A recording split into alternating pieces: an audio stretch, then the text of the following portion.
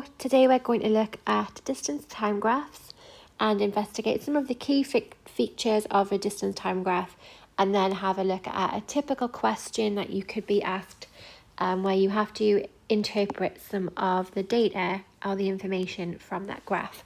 So this graph shows Joseph's journey from his home to his friend's house, which is 15 kilometers away from his house. He stayed there at his friend's house for some time and then he returns home. This is what the graph looks like.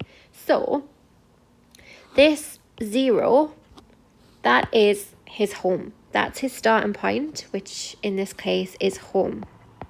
Okay, so your starting point is always 0 on the y-axis. Distance goes up the y-axis and time goes along the x-axis. So at 0 distance, he is at his starting point, he is at home. You can also see the time there, it's halfway between 2 o'clock and 2:20, so that must be 2:10. So at 2:10 is where he is starting his journey, so 14:10. Now, any straight diagonal line on the graph shows that he is moving at a constant speed. So he's not slowing up or speeding down, he's walking 15 kilometers, he's probably not walking, or he's cycling or in the car at a constant speed. Okay, he's not speeding up, he's not slowing down, he's staying the same speed during the whole journey. Okay, any horizontal line on the graph shows that he is stationary. Okay, and if you look at the axis, you can see that that makes sense.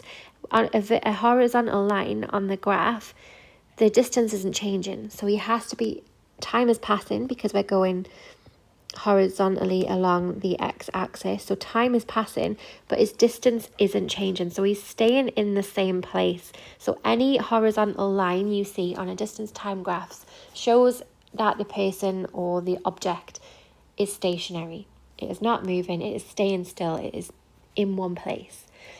And then, so this line you can see is return home. The line is a lot less steep. So it is much steeper on his journey there than it is on his journey home.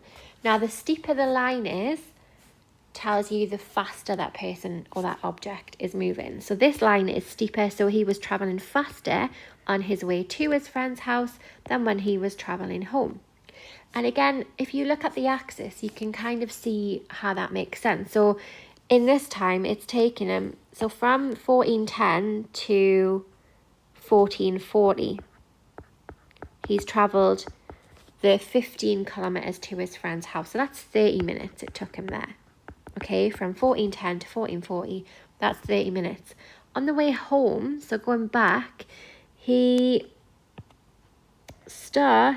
leaves at 3 o'clock. So this is him starting at 3. Okay, he reaches home halfway between 3:40 and 4 o'clock. So that would be 3:50.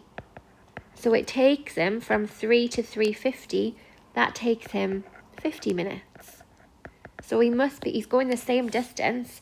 He's travelled the same distance on the y-axis. He's still gone from between 15 and 0. But the second time, it's taken him a lot longer, which is why the line isn't quite as steep and why his speed must be slower. Again, it's a straight line. It's diagonal. It's got a slant or a slope, but it is a straight line. So he's not speeding up and slowing down. He's travelling at the same speed, a constant speed, all the way along that journey. But it's taken him a much longer time. It's taken him 20 minutes extra, so he must be travelling slower. Okay, so the steeper the line, the faster the person is moving. A horizontal line means the person or the object is stationary. X-axis is always the time, y-axis is always the distance. And then you can read any information you need from there. Okay, let's have a look at a question then. So we have the same graph. At what time did Joseph leave home? So we actually identified that before. So this is where he leaves home. This is where his journey starts, or his line starts. And that time is halfway between 2 and 2:20. So that is 14:10 or 2:10 p.m. So 14:10 is when he starts his journey. How far was Joseph from home at 2:30? So 2:30 would be here. Okay, so we want to draw, we use a straight line. We need to draw a line from 2:30 to our graph and then read off the distance for that. So it's 10. He was 10 kilometers from home at 2:30. How long did Joseph spend at his friend's house? So again, the time that he's spending at this friend's house is the stationary part of the graph, is this horizontal part here.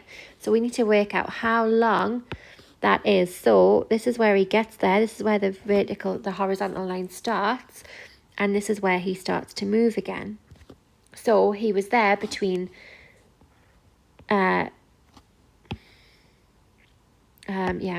between 2:40 and 3 o'clock.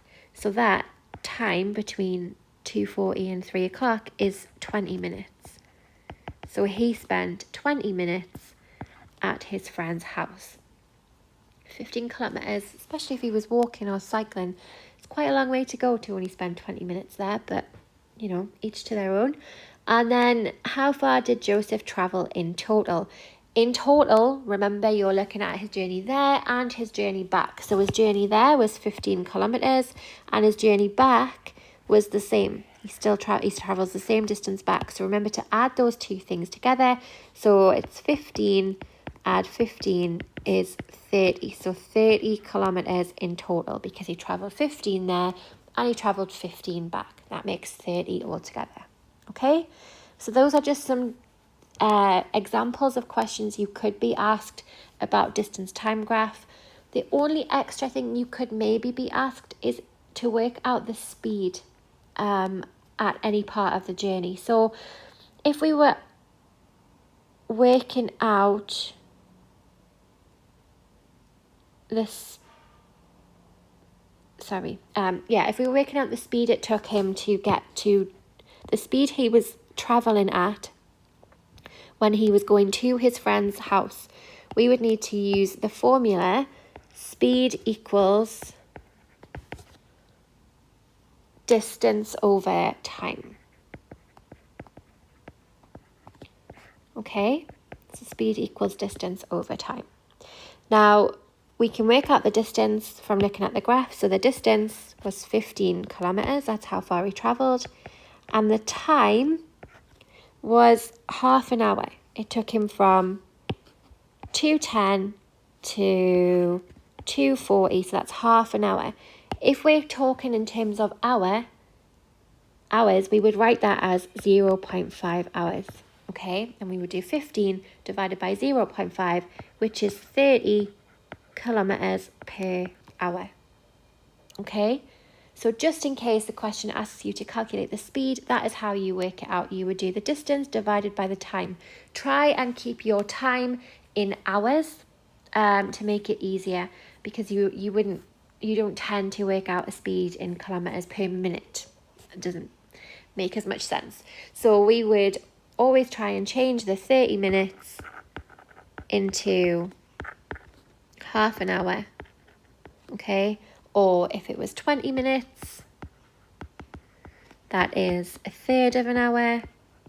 15 minutes would be 0.25 of an hour or a quarter of an hour. Okay, you would need to change your minutes into hours to be able to calculate the speed in kilometers per hour. I hope that made sense. I hope it helps with your work on distance time graphs. And thanks for listening.